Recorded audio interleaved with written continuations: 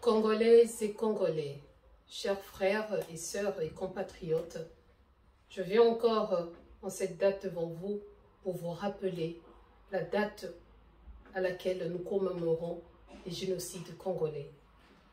Il y a plusieurs décennies qu'il y a un massacre et génocide dans notre pays. Voilà pourquoi, en cette date du 2 août 2021, tout Congolais, où que vous soyez, venez ensemble et commémorons le massacre de nos frères et sœurs qui ont été tués injustement sous le regard de la communauté internationale qui est complice de ces génocides. Nous appelons à tous les Congolais conscients, tous les patriotes, où que vous soyez, venez ensemble pour que nous puissions pleurer nos frères et sœurs. Pour ceux qui sont à Paris, nous allons nous réunir à la place de la reine Astrid à Paris, le 2 août 2021, de 12 h à 17 h. La vie du Congolais n'a pas de prix.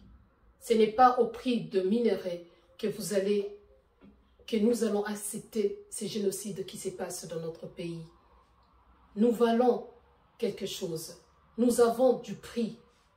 Nous avons de la valeur dans ce monde. Alors arrêtez de tuer le peuple congolais à cause de ressources du sous-sol, à cause de minerais, parce que la vie des Congolais a un prix. Nous valons quelque chose.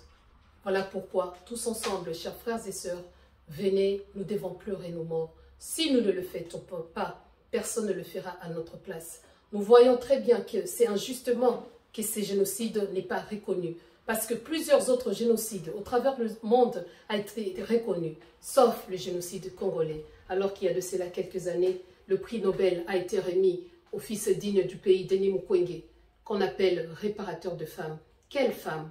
Les femmes qui ont été violées, les femmes qui ont été tuées, les femmes qui ont été massacrées. La population congolaise est en débandade dans son propre pays parce que ce pays est sous occupation.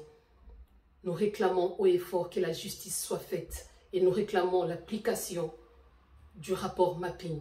Fils digne de pays, levez-vous, parlez du génocide congolais. Si nous ne le faisons pas, personne ne le fera à notre place. Si nous ne pleurons pas nos morts, personne ne pleurera nos frères et sœurs, alors que c'est à cause de leur territoire, c'est à cause de leurs biens, c'est à cause de leurs droits qu'ils ont été tués et massacrés.